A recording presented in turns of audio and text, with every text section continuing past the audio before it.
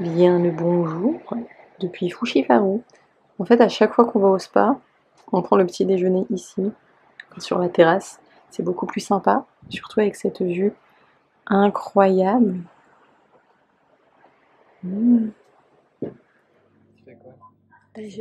C'est tellement relaxant. On est en pleine nature. Ça va nous détendre, surtout toi, de tes tensions accumulées. Il fait extrêmement chaud. Donc ce matin, du coup, j'ai été faire une séance de yoga prénatal au lever du soleil au bord de la plage. C'était juste incroyable, c'était magnifique. Là, je viens de déposer monsieur au jet ski. Comme ça, moi, je vais finir de bosser un petit peu. Et au final, hier, après le massage, je suis morte. On s'est juste endormis comme des grosses larves. Voilà. À chaque fois que je me balade sur l'île, j'ai l'impression qu'il y a un perroquet qui va me sauter dessus. Mais par contre, c'est juste magnifique. C'est qu'ici, en fait, il y a beaucoup plus de verdure que dans la précédente. C'est incroyable. Genre, c'est juste trop beau. Chaque fois que je vois une fleur ou un arbre, je suis là, oh my god. Je vais aller récupérer mon marin d'eau douce. Oups. Parce que pendant que j'étais à la piscine en train de bronzer, lui, il a été pêché. Encore. Oui, voilà, clairement, encore. Donc j'espère qu'il a attrapé du gros poisson, parce qu'il a dit que s'il attrapait un gros thon, on le mangeait ce soir. Et moi qui peux pas manger de poisson, hormis s'il vient d'être pêché ou je sais plus quoi, j'espère manger des sushis ce soir. Croisez les doigts pour moi.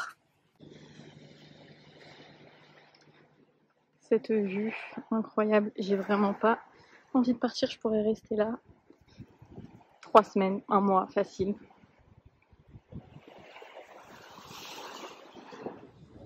Est-ce que t'es fière de toi? Je suis très fière. Moi je trouve que ça ressemble quand même vachement à du thon. Hein. C'est joli, ouais. C'est du, comment ça s'appelle déjà? Du barracuda. Barracuda. Que t'as pêché avec amour.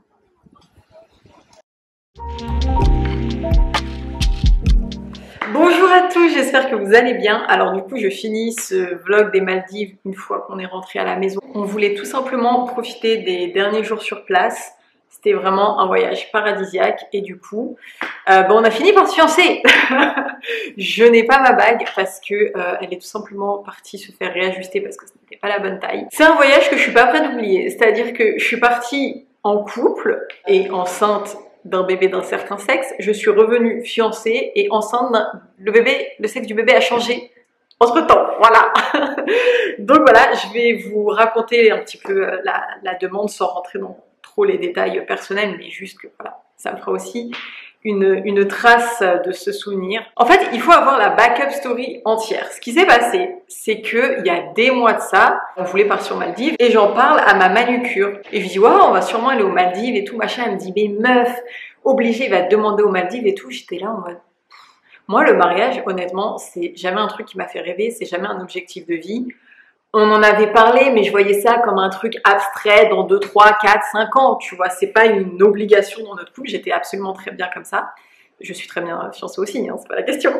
Mais du coup, c'était abstrait. Et donc, je rentre et je dis à mon mec, je dis, ah bah, elle m'a dit ça et tout. Enfin, je lui raconte la blague parce que moi, ça m'a fait vraiment beaucoup rire, en fait, que dans sa tête, à elle, ça soit genre le lieu et tout. Et bon, c'est vrai que dans l'imaginaire commun, c'est dur de faire mieux comme lieu. Et je lui raconte ça, il me dit oui, mais bon, ça serait tellement évident si je le faisais là-bas. Enfin bref, et pendant des mois, du coup, dans ma tête, il m'a déconstruit le fait que ça allait arriver là-bas, alors que de base, je m'en carrais. Genre, je ne voulais pas spécialement que ça arrive, tu vois. Donc, il m'avait vraiment déconstruit le truc en mode si je le fais, ça sera pas là-bas parce que tu le verras venir, que c'est trop évident, que c'est trop cliché, gna gna gna gna gna gna. Soit, en soi, moi, dans tous les cas, c'est pas un truc que j'attendais spécialement.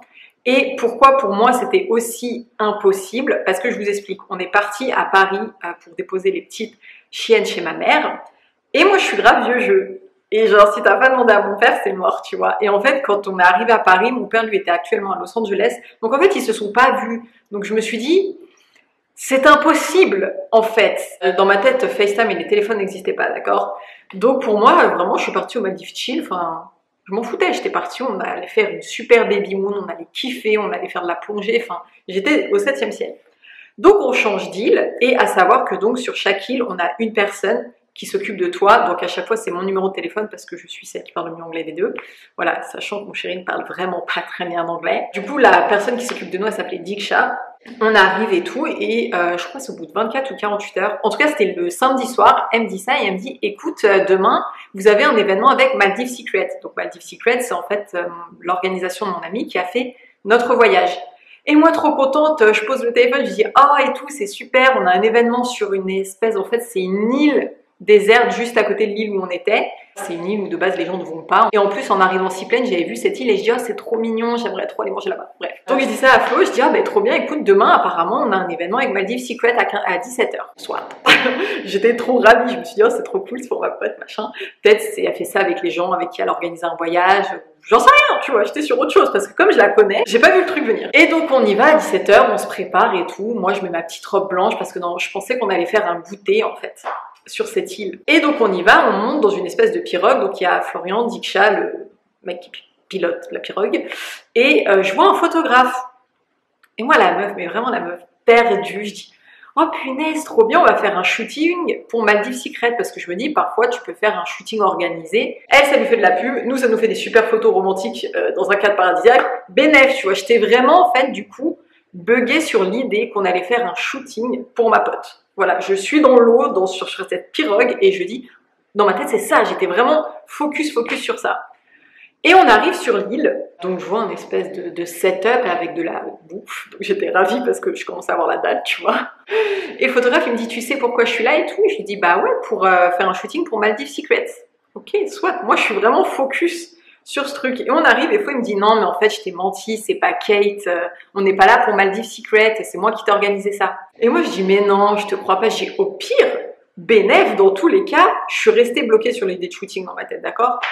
Il a voulu nous organiser un dîner romantique, donc trop cool, et en même temps, on fait un shooting pour Maldives Secret. En fait, j'étais buggée sur ça. Me demandez pas pourquoi, mon cerveau de femme enceinte fonctionne mal, ok. Et donc, on descend de l'eau, il me prend par la main et je vois c'est un énorme cœur avec des lumières et je vois que la table est mise et tout.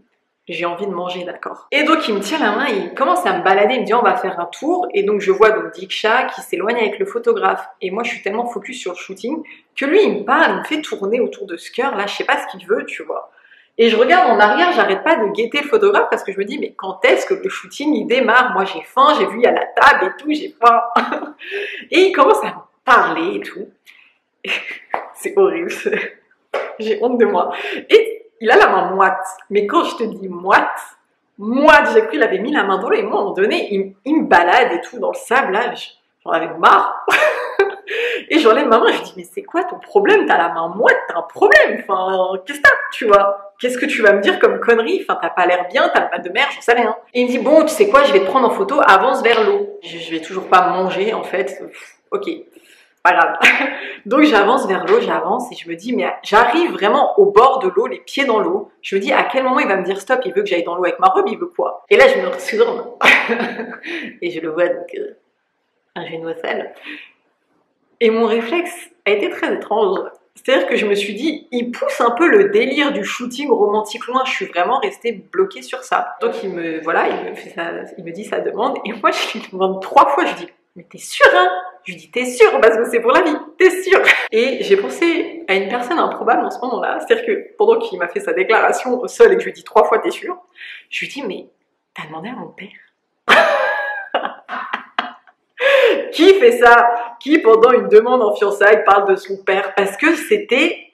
Ça y est, là, j'avais réalisé que c'était vrai. Je me suis dit, mais est-ce qu'il a demandé à mon père? On est traditionnel pour ça, genre... Il me dit, bah oui, bien sûr. Bon, j'ai dit oui, voilà. Mais j'ai vraiment eu une réaction improbable. C'est-à-dire que j'étais tellement concentrée sur le shooting, j'étais tellement concentrée sur autre chose et après sur mon père... Bon, j'ai dit oui, c'était un moment très romantique, franchement. Et c'est surtout que je l'ai tellement pas vu venir, ça m'a choquée. Après, du coup, on a dîné donc, dans cet énorme cœur avec un chef privé. Enfin, c'était une soirée magique. Je pense que je m'en souviendrai absolument toute ma vie. Je le remercie d'avoir fait un truc aussi parfait. En fait, j'aurais jamais imaginé un truc aussi parfait. Je me dis, c'est un film. tu vois, c'est un film qui m'a fait. Et vraiment, bravo à lui pour l'organisation, bravo du coup à Diksha et Kate qui l'ont aidé à organiser ça.